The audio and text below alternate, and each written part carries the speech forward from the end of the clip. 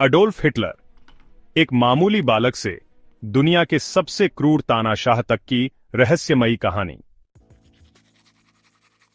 क्या एक गरीब असफल कलाकार पूरी दुनिया को युद्ध की आग में झोंक सकता है? यह सवाल जितना अजीब लगता है उतना ही सच्चा भी है। एक समय था जब एक युवा कलाकार जो अपनी कला में असफल हो चुका था ने दुनिया को बदलने का सपना देखा। 20वीं सदी की सबसे खतरनाक और रहस्यमयी हस्तियों में से एक अडोल्फ हिटलर, एक ऐसा व्यक्ति जिसने अपनी असफलताओं को अपनी ताकत बना लिया और एक नई पहचान बनाई। एक ऐसा नाम जिसने पूरी दुनिया को हिलाकर रख दिया। उसकी महत्वाकांक्षा और विचारधारा ने न केवल जर्मनी को बल्कि पूरी दुनिया को प्रभावित किया। वह केवल एक तानाशाह नहीं था, बल्कि एक ऐसा रणनीतिकार था जिसने अपनी वाणी और विचारधारा से करोड़ों लोगों को अपने साथ जोड़ लिया। उसकी भाषण शैली और प्रचार तकनीक ने लोगों को उसकी ओर आकर्षित किया, लेकिन उसकी महत्वाकांक्षा ने दुनिया को सबसे भयंकर युद्ध में धकेल दिया। उसकी योजनाओं और नीतियों ने लाखों लोगों की जान ली और दुनिया को एक नए युग में प्रवेश कराया। यह कहानी है एक ऐसे व्यक्ति की जिसने अपनी असफलताओं को अपनी ताकत बना लिया और दुनिया को बदल दिया। क्या हिटलर वास्तव में बचपन से ही निर्दयी था? क्या उसके अंदर बचपन से ही कुछ ऐसा था जो उसे बाकी बच्चों से अलग बनाता था? क्या उसकी सोच में बदलाव लाने वाला कोई खास मोड़ आया था? क्या कोई घटना या अनुभव था जिसने उसकी मानसिकता को पूरी तरह बदल दिया? और क्या वाकई में वह अपने ही बनाए जाल में फंस गया? क्या उसकी महत्वाकांक्षाएं और योजनाएं अंततः उसके पतन का कारण बनी? चलिए इस रहस्यमयी सफर पर चलते हैं और जानते हैं अडोल्फ हिटलर की पूरी कहानी, एक ऐसी कहानी जो इतिहास के पन्नों में दर्ज है और जिसे जानना हमारे लिए बेहद जरूरी है। एक आम बच्चे से असाधारण शख्सियत तक, 1889 to 1913, जिस बच्चे को उसके शिक्षक ने बताया कि वह कभी सफल नहीं होगा, वही आगे चलकर दुनिया का सबसे ताकतवर नेता बना। 20 अप्रैल 1889 को ऑस्ट्रिया के एक छोटे से शहर ब्राउनोएमिन में एक बच्चे का जन्म हुआ जिसका नाम था अडोल्फ हिटलर। यह छोटा सा शहर जो इन नदी के किनारे बसा हुआ था, अपने शांत और सुरम्य वातावरण के लिए जाना जाता था। हिटलर का जन्म एक साधारण परिवार में हुआ था, जहां उसके पिता एलोइस हिटलर एक सरकारी कर्मचारी थे और उसकी मां क्लारा हिटलर एक गृहिणी थीं। उसका बचपन किसी भी साधारण बच्चे की तरह था, लेकिन पिता एलोइस हिटलर, जो एक सरकारी कर्मचारी थे, का कठोर व्यवहार उसे हमेशा नाराज करता था। एलोइस का स्वभाव बहुत सख्त था और वह अपने बच्चों से बहुत अनुशासन की उम्मीद रखते थे।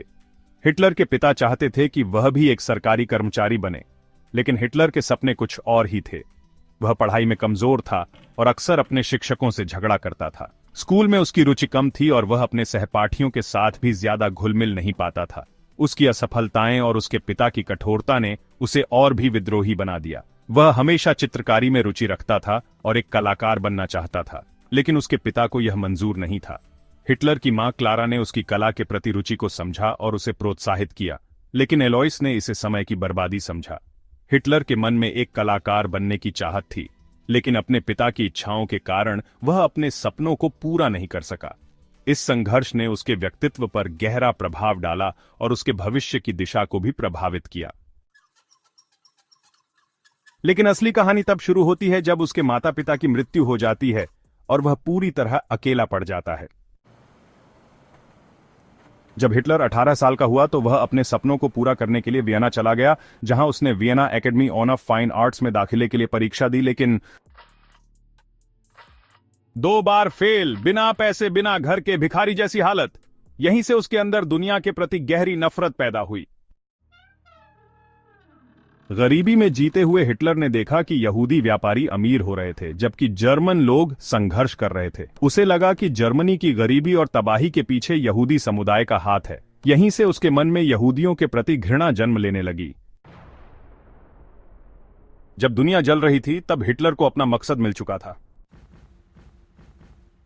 1914 में जब प्रथम विश्व युद्ध छिड़ा, तो हिटलर ने बिना किसी संकोच के जर्मन सेना में भर्ती हो गया। बहादुरी दिखाई, आयरन क्रॉस मेडल जीता, लेकिन असल लड़ाई तब शुरू हुई जब जर्मनी युद्ध हार गया। 1918 में जब जर्मनी ने आत्मसमर्पण किया तो हिटलर को गहरा झटका लगा।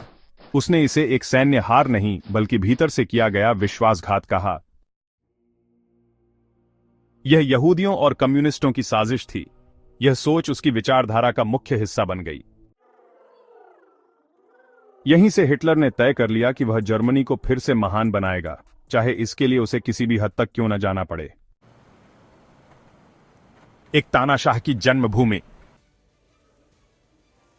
1919 में हिटलर जर्मन वर्कर्स पार्टी में शामिल हुआ, लेकिन उसने इसे बदलकर नाजी पार्टी बना दिया। आक्रामक भाषण दिए, जनता में यहूदियों के प्रति नफरत भरी, खुद को जर्मनी का उद्धारकर्ता घोषित किया। 1923 में हिटलर ने जर्मनी की सरकार को जबरदस्ती हटाने की कोशिश की, लेकिन वह गिरफ्तार हो गया। फायदा जेल में रहकर उसने मेन काम्फ मेरा संघर्ष नामक किताब लिखी, जिसमें उसकी पूरी विचारधारा थी। नुकसान सत्ता तक पहुंचने का पहला प्रयास विफल। अब कानून नहीं, सिर्फ हिटलर का हुक्म चलेगा। 1933 में हिटलर जर्मनी का चांसलर बना और 1934 में फ्यूरर सुप्रीम लीडर बन गया। लोकतंत्र समाप्त, मीडिया पर नियंत्रण, यहूदियों पर अत्याचार। हिटलर ने 6 मिलियन यहूदियों को यातना शिविरों में भेज दिया। उनका निर्मम नरसंहार किया गया। यहूदियों को मिटाने का मिशन शुरू हुआ। लेकिन हिटलर का साम्राज्य हमेशा के लिए नहीं था। अब पूरी दुनिया जलने वाली थी। 1 सितंबर 1939 हिटलर ने पोलैंड पर हमला कर दिया। युद्ध छिड़ गया। जर्मनी ने कई देशों को जीत लिया, लेकिन फिर उसकी सबसे बड़ी गलती हुई। 1941 में हिटलर ने रूस यानी सोवियत संघ पर हमला किया, लेकिन रूस की ठंड, विशाल सेना और रणनीतिक कौशल ने हिटलर को बर्बाद कर दिया। अब जर्मनी हार की ओर बढ़ रहा था। अब समय हिटलर को खत्म करने का था। 1945 में मित्र राष्ट्रों ने जर्मनी पर हमला कर दिया। सोवियत सेना बर्लिन तक पहुंच गई। अब हिटलर के पास कोई रास्ता नहीं था। बर्लिन के बंकर में हिटलर ने अपनी पत्नी ईवा ब्राउन के साथ आत्महत्या कर ली। जर्मनी ने आत्मसमर्पण कर दिया। द्वितीय विश्व युद्ध समाप्त। हिटलर एक असफल कलाकार से दुनिया का सबसे खतरनाक नेता बना। उसकी महत्वाकांक्षा ने उसे सत्ता दिलाई, लेकिन उसकी नफरत और कट्टरता ने उसे खत्म कर दिया। अगर हिटलर ने अपनी ऊर्जा युद्ध के बजाय शांति में लगाई होती, तो शायद दुनिया आज कुछ और होती।